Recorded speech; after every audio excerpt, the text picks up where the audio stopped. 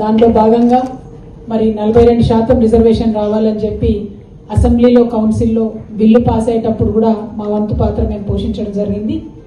అట్లానే కేవలం తెలంగాణ జాగృతి యునైటెడ్ పూలే ఫ్రంట్ నుంచి మాత్రమే అసెంబ్లీలో బిల్లు రాష్ట్రపతి గారి దగ్గర నుంచి అసెంట్ రావాలి, దానికి సమయం పడుతుందేమో, ఇంత లోపలనే హైకోర్టు మరి సెప్టెంబర్ 30వ తారీఖు లోపల ఎన్నికలు పెట్టాలని చెప్పింది. కాబట్టి సులభమైన షార్ట్ కట్ మార్గమైనటువంటి ఆర్డినెన్స్ ప్రభుత్వం తేవాలని డిమాండ్ చేసినటువంటి ఏకైక సంస్థ తెలంగాణ జాగృతి.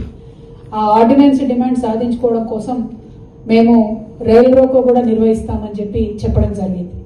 మరి మా ఒత్తిడి ద్వారానే రాష్ట్ర ప్రభుత్వం ఆర్డినెన్స్ తీసుకొని వచ్చిందని చెప్పి మేము చాలా బలంగా నమ్ముతా ఉన్నాం.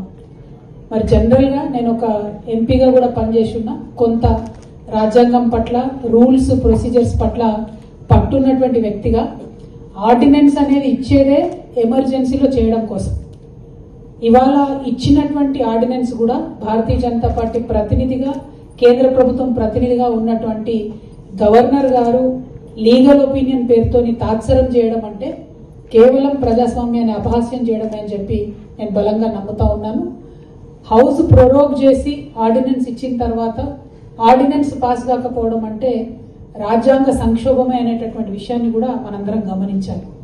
అయినప్పటికీ భారతీయ జనతా పార్టీ వెనుకడుగు వేయకుండా రాజ్యాంగాన్ని కూడా తూట్లు పొడిచేటటువంటి విధంగా మరి ఆర్డినెన్స్ను పాస్ చేయకుండా బీసీ బిడ్డలకు అన్యాయం చేస్తుందని చెప్పి నేను బలంగా నమ్ముతా ఉన్నాను. అందుకనే బీసీలకు 42% రిజర్వేషన్ వచ్చేంత వరకు కూడా లోకల్ బాడీ ఎన్నికలు జరగనివ్వమని కూడా మేము చెప్తా ఉన్నాం.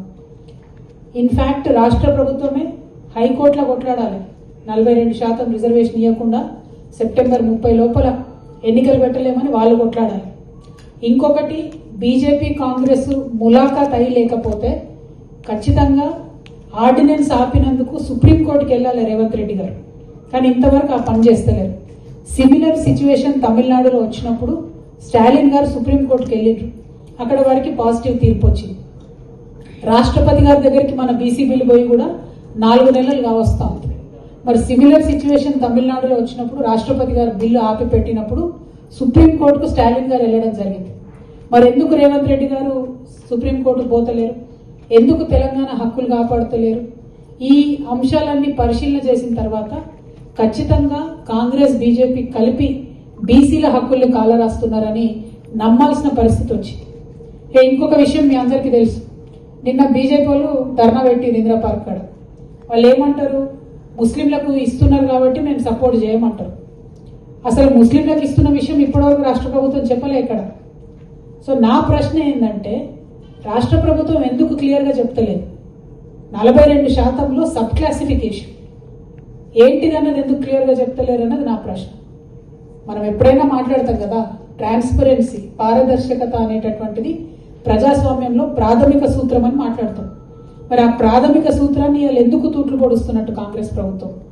నేను రేవంత్ రెడ్డి గారిని, కాంగ్రెస్ ప్రభుత్వాన్ని, ముఖ్యంగా మహేష్ కుమార్ గౌడన్న గారిని డిమాండ్ చేస్తా ఉన్నా, 42%లో మీరు ఎవరెవరికి రిజర్వేషన్ ఇస్తున్నారో స్పష్టత ఇవ్వండి. ఇచ్చి మీరు బీజేపీని బ్లేమ్ చేయండి. ఇటేమో మీరు స్పష్టత ఇవ్వరు, వాళ్ళేమో మీరు చెప్పకుండా ముస్లింలకు ఉన్నది కాబట్టి ఇయ్యమంటారు. అంటే నేను కొట్టినట్టు చేయి, నేను ఏడ్చినట్టు చేస్తాను, మీరు ఇద్దరు కలిసి నాటకాలు ఆడుతున్నారు అనేటటువంటిది ఇలా తెలంగాణ బీసీ బిడ్డలకు అర్థమవుతుంది. కాబట్టే ఈ అన్ని అంశాలు క్లారిటీగా రావాలి, 2 జాతీయ పార్టీల మీద ఒత్తిడి తేవాలని చెప్పి గాంధీ గారు మనకు నేర్పించినటువంటి మార్గాన్ని మేము ఎన్నుకున్నాం. సత్యాగ్రహం చేయదలుచుకున్నాం. అన్నం తినము, నీళ్లు తాగం, 72 గంటలు నాతో పాటు అనేక మంది బీసీ నాయకులు కూడా అందరం కలిసి మేము ఉపవాసం ఉంటాం. మన తెలంగాణలోకి ఉన్నటువంటిదే, మనం వేరే వాళ్ళని ఏమనం, మనది మనమే ఇబ్బంది పెట్టుకుంటాం. గాంధీ మార్గంలో మనని ఇబ్బంది పెట్టుకొని ప్రభుత్వాల మీద ఒత్తిడి తీసుకొస్తాం. 2 పార్టీల మీద కూడా ప్రజా ఉద్యమాలే వారి ఒత్తిడే పనిచేస్తుందని నేను నమ్ముతున్నా. ఈ బీసీ కొట్లాట మొదలుపెట్టినప్పటి నుంచి నేను ఒకటే మాట చెప్పిన, త్రిముఖ వ్యూహంతో మాత్రమే బీసీ బిల్లు సాధ్యమవుతుంది. ఏంటి త్రిముఖ వ్యూహం? 1 రాష్ట్ర ప్రభుత్వం మీద నిరంతర పోరాటం, 2 కేంద్ర ప్రభుత్వం మీద నిరంతర పోరాటం, 3 ప్రజా ఉద్యమాల నిర్మాణం. ప్రజా ఉద్యమాల నిర్మాణానికి, రాష్ట్ర కేంద్ర ప్రభుత్వాల మీద ఒత్తిడికి ఈ 72 గంటలు తెలంగాణ జాగృతి యునైటెడ్ పూలే ఫ్రంట్ తలపెట్టినటువంటి నిరాహార దీక్ష మంచి మార్గం అవుతుందని నేను బలంగా నమ్ముతా ఉన్నాను. దాంట్లో ముఖ్యంగా మా డిజిటల్ మీడియా ప్రతినిధులందరికీ కూడా మద్దతు ఇవ్వాలని చెప్పి నేను కోరుతా ఉన్నాను. ఎందుకంటే మీరు చర్చలు పెడితే ప్రజల దగ్గరికి సులభంగా పోతుంది. ఏ పార్టీ ఏ వైఖరి తీసుకుంది, ఏ పార్టీ ఎవరిని మోసం చేస్తుందనే అంశం మీరందరూ కూడా చదువుకున్న వాళ్ళు, అందరూ కూడా క్లారిటీ ఉన్న వాళ్ళు, ఇష్యూస్ పట్ల చాలా మంది మాస్టర్స్ పీజీలు చేసినటువంటి వాళ్ళు ఉన్నారు, మీకు ఐడియా ఉంటుంది. కాబట్టి మీరు ఖచ్చితంగా ఈ విషయాలన్నీ కూడా స్పష్టంగా ప్రజల దగ్గరికి తీసుకెళ్లాలని కూడా నేను రిక్వెస్ట్ చేస్తా ఉన్నాను. మరి మీ అందరికీ తెలిసి ఒక 2 సంవత్సరాల నుంచి నిరంతరంగా ప్రతి స్టెప్లో ప్రభుత్వాన్ని నిలదీస్తూ ప్రెషర్ పెడుతూ ఇంతవరకు తీసుకొచ్చు. ఇప్పుడు ఎట్లుంది పరిస్థితి అంటే ఏది వెళ్ళింది తోక చిక్కింది అన్నట్టు ఉంది. 99% పని అయిపోయింది. ఆర్డినెన్స్ ఏమో ఒక్క సంతకంతో గవర్నర్ దగ్గర క్లియర్ అవుతుంది, బిల్ ఏమో ఒక్క సంతకంతో రాష్ట్రపతి దగ్గర క్లియర్ అవుతుంది. కానీ ఆ ఒక్క సంతకం తేవడానికి చాలా తీవ్రమైన ప్రజా ఉద్యమం మాత్రం అవసరమవుతుంది.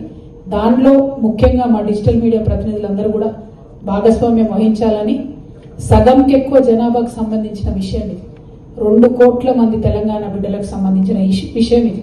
కాబట్టే మనందరం కూడా యునైటెడ్గా ఉండి మీ సపోర్ట్తోని పోరాటం చేయాలనే ఉద్దేశంతోనే ఇవాళ మీ దగ్గరికి రావడం జరిగింది.